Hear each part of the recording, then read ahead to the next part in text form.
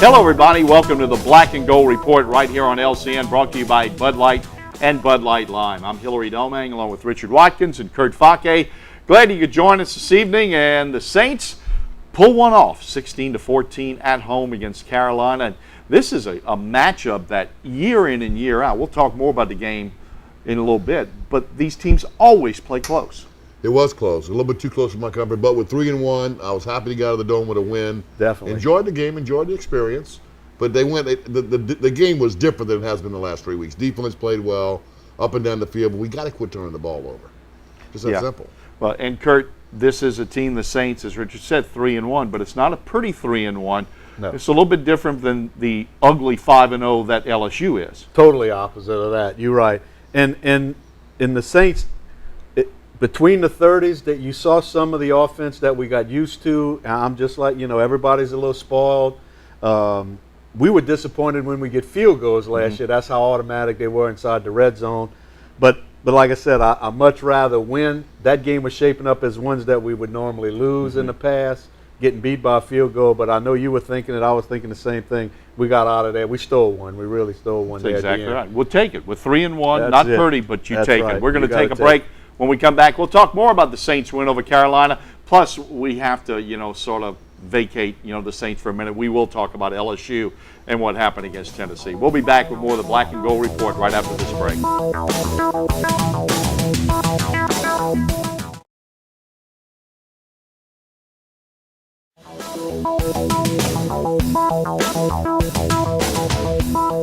Welcome back, everybody, to the Black and Gold Report. It's time to talk about the Saints win over Carolina. And as we said in the intro, it's not pretty, but it doesn't make any difference. Years past, good point that Kurt made before we went to break. Years past, this would be a Saints team that would be 1-3 or 0-4 right now.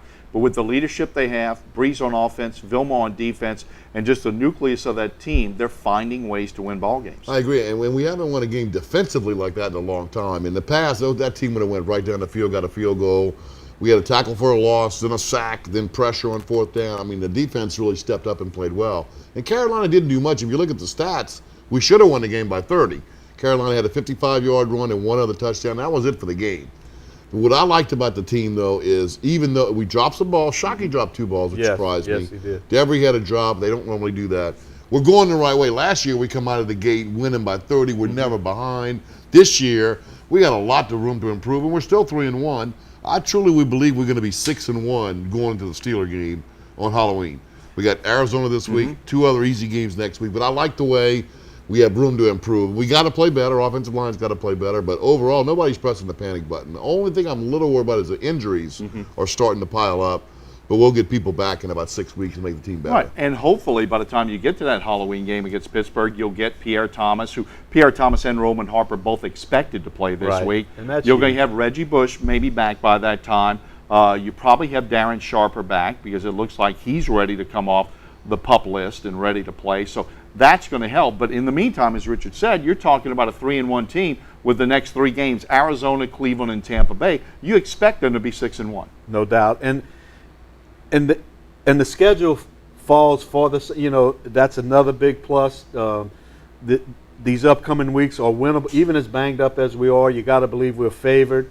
Should get 2 out of 3, maybe all 3. And do not, we cannot lose sight of the fact that in the NFL, and Coach Williams was on, I don't know what state I was listening to him, but there were 11 games this week in the NFL, he said, that was 1 score or less determine the outcome out of 16. So forget about who you play, where you play, especially division foes. That's just the NFL, and we are the Super Bowl champs. So, that's a little extra juice for every team coming in there. And I just think that's going to be on the road against Tampa Bay. Teams that, and Vegas, even though the line doesn't reflect that, the NFL week in and week out, the parity is just unbelievable. Well, what happened last year, Richard, was a rarity. What the Saints did in blowing out people, putting up 40-plus points all the time, you hadn't seen that. And really, the only other time you saw that probably in the last decade was the Patriots, their undefeated season That before run. they lost in the Super Bowl. Before that, the only other time you had seen that in probably another 10, 15 years was the greatest show on turf with the Rams. But you just don't see that where teams put up those amount of points and destroy people. Most of the time, it's just like what we're seeing now. And I agree. And the only thing, if you look at Sean Payton's track record, one thing I can tell you this year, the offense is going to come around. They've had the number 1 or number 2 offense for 4 years. They're going to play better. So if that's a given, which I think it is, the Saints are going to have a good team because defensively they're playing better. Now look at Carolina. Roman Harper was out. Pearson Prelude came in. He got hurt. Glenn Reese came in. He got hurt. We were down to Osama Young, our 4th-string safety. Who made one of the biggest plays so far this year. Absolutely. So the Saints have depth. I mean, they really have a lot of depth this year, and Sean Payton's done a great job. But I have complete faith in Drew Brees, and he played very well. Like I said, he had a couple of drops. His numbers are fine. There's nothing wrong with Drew Brees. I don't like hearing that. I don't understand why people even say that. The 74% passing and the 7 touchdowns to 2 interceptions, he's playing poorly. That's exactly right. So if you have any doubts, our offense will come around. They're going to score points, and I think you might see them break out this week against Arizona. I like that team. I like to play that team and score points. Saints are going to be okay. I like the way they look. All right, we're going to spend a couple of minutes on LSU, okay? This is, it's the Black and Gold That's Report. Kurt's We're talking about subject. the NFL. But you know something? With what's happening at LSU, we really need to segue into that. Kurt, here's a team that's 5-0, and not just us down here as LSU fans, but all around the country, they're being berated by everybody as being one of the poorest coaches, the poorly coaches team. Whatever the heck I'm trying to say, they're not well coached at all. On offense. On offense. The defense is great. Special teams is great. Offensively, they are horrible. It is. It is hard to believe we could butcher another 2 minutes or 1:30. It is just, I just don't understand. And if it's true that there wasn't 2 plays called at that stretch at the 2-yard line. With no timeouts. With no timeouts. And then I went home and actually wanted to watch it on TV, just to kind You're a of sadist. see. Yeah, just to see, because when you're there, and even when you're listening, you still think there's no way they were running people, that they were trying to do that with 32 Right. seconds. There's no way that clock was ticking. going on. Tell me that wasn't true. Well, but guess what? That's exactly what they were Their trying to do. idiocy of trying to run in players when all that was going on with no timeouts may have actually helped with the win, because then Derek Dooley was countering by trying to change his defense. That's it. That may have helped win the game, but it doesn't make it right. No, maybe that was a strategy to out-confuse the other Oh, team. yeah. Oh, yeah, that's a That, strategy. now that we can do. But let me That tell we you can something about do. Les Miles. Les Miles runs a clean program. Yep. He's a great recruiter. I think he loves LSU, but I've never seen a team in the history of me, and I'm just a fan, watched a lot of football. Yeah. The defense comes out there and plays like a great defense, the special teams, where one of the teams, offense, defense, special teams, plays like a high school team. Yeah. And I don't know if it's just the weakness at quarterback or the identity, but it's a Chinese fire. They send it in personnel comp. I don't get it. Hopefully they'll right the ship and they may go on a run. I don't know, but it's hard to watch. It's very difficult football to watch, and it's somewhat embarrassing to see your team coached and played like that and execute. Yeah. You got to have a quarterback that knows when the clock's running out, I got 2 downs. No matter what anybody says, I got to go up there and spike the ball. And nobody really took the initiative to do that. That's scary. That is scary. I mean, the thing I that think may you have, would have done that. I the think thing you that would've may have spiked it. won them the game was T-Bob Hebert snapping the ball. That's it. Because he realized that, hey, we got to start this thing. We got to try it. We got to give it a shot. Time's running out. I don't blame him at all. He snapped the ball. You saw what happened. I mean, there was another, and they're 5-0. They're number 9 in the coaches poll. That's it. I can't 5-0. figure out. Maybe they'll go in the swamp and beat Florida, and They need it. I have no idea. I mean, the only But it's sure strange. thing, the only Strange. sure things on the schedule the rest of the year is Louisiana, Monroe, and McNeese. That's it. After that, you can forget gets about tough. it. It gets You can very forget tough, about it. yeah. Florida this week. They also have Auburn, Arkansas, Alabama, and Ole Miss. And Ole Miss, right. And not only that, the only strange thing, we should be able to feel better. That's what I'm upset. I'm a season You're ticket 5-0. holder. You ought to be We're elated. 5-0. That's We're it. in the top 12 in the country. I should feel great. And I don't. I feel very, very, I'm very anxious about the Florida game. Well, you're in with a whole lot of other people as far as not feeling good about LSU. We're going to take a break. When we come back, we'll talk more about the other teams in the NFL and some surprises last week. Again, close games all over the place, as Kurt was saying. We'll take a break. You're watching the Black and Gold Report right here on LCN.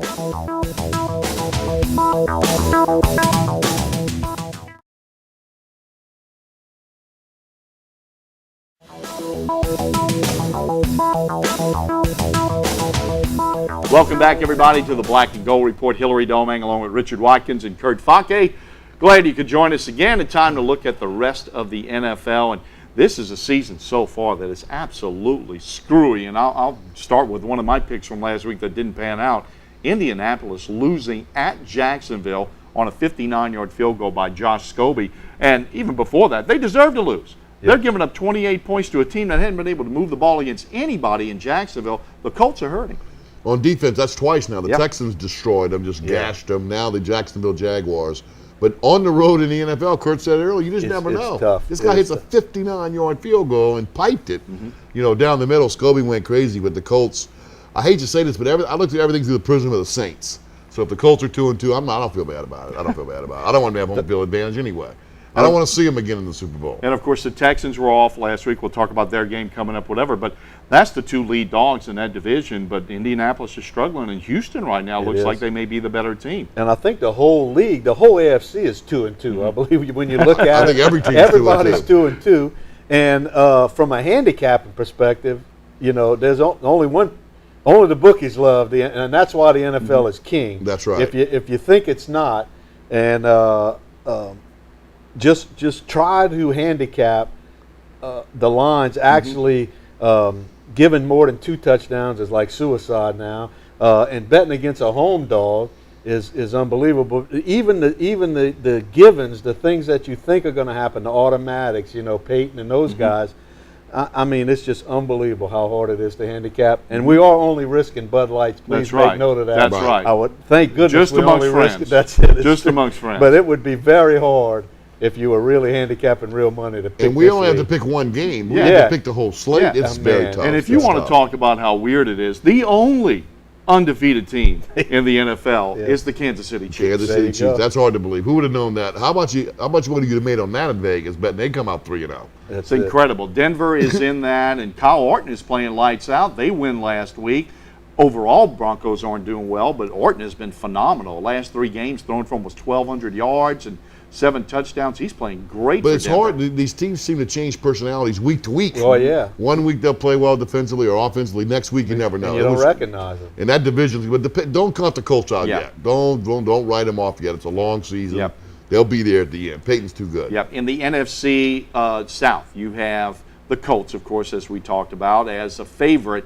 One of the other favorites coming into this season was the Jets. Everybody was talking about the Jets. They laid an egg in week 1. Since that, they played very good football. Yeah, you're thinking the Jets, Patriots, Dolphins, all in the same division.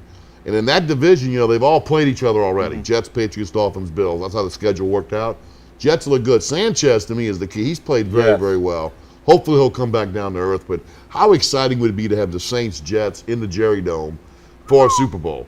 But I think the Patriots, Tom Brady, I got to respect them. They got a lot of special team points last night, Yeah. 21 to be exact, on the Monday night game. But the Jets do scare me a little bit. I'm getting a little concerned about the Jets. And it looks like they're defensively they're as good as the hype, and they will live and die like a lot of teams by their quarterback.